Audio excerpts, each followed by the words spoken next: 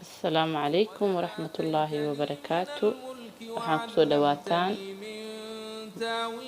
maanta qaab yar oo fudud oo ilmaha hergabka qaba maadaama hadda hostel lagu jiro way fiican tahay. saliidan qof kasta way garanaysaa oo Yurub joogo.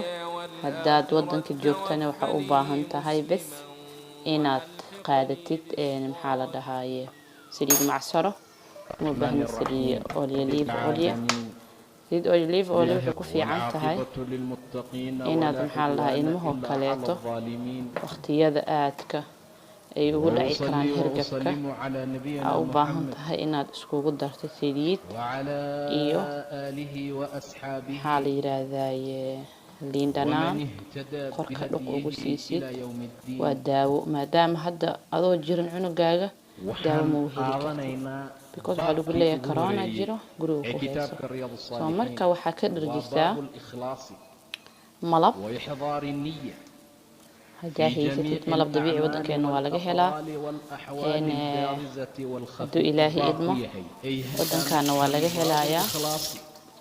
ilmaha sida tan biyaha nadiifka ah muhiimay u tahay in cunuga biyo badan uu cabo. insha allah waxaa maanta ka bogeysanaysaan saliidda hadda wax yaraan ku shubay laakiin in fiican inaad ku dartid ku calaajisid halahayga igu xiran.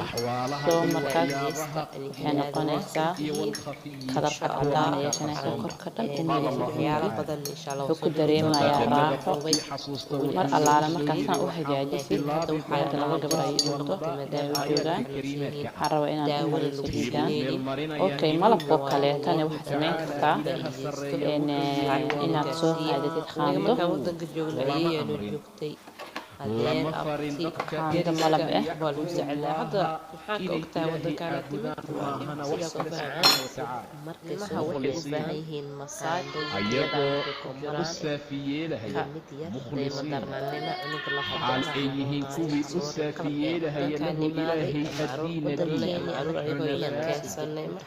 ayagoo ah kuwii